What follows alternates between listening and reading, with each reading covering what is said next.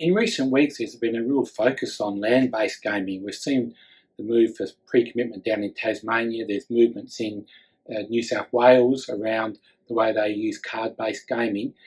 It's a bit concerning that it seems to be an orchestrated campaign. Again, online gambling, just ignored. So I'm quite pleased in recent days there's been a move to restrict the advertising in the online space.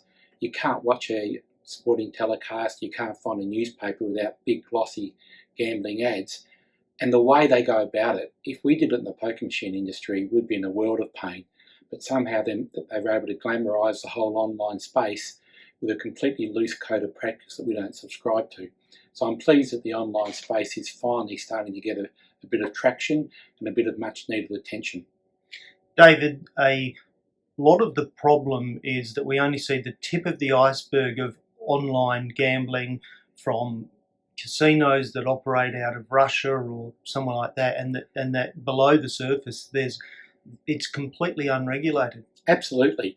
Such a different environment. And a recent government study, and I'm pleased it was a government study, showed that the online gambling, problem gambling stats is twice that of land-based, and it showed the enormous growth in online. That's not a shock. High-speed internet is now a common thing. There's all sorts of reasons why that's the way of the future. We need to be very careful that the rules protect our industry. In the time it takes to watch this video, your 16-year-old daughter or your 15-year-old son could open up a betting account somewhere. And of course, there's no limits. Of course, there's no one there to put a hand on the shoulder to say, hey, you going okay? And it's untaxed, there's no jobs created, and yet that part of the industry seems to be totally ignored.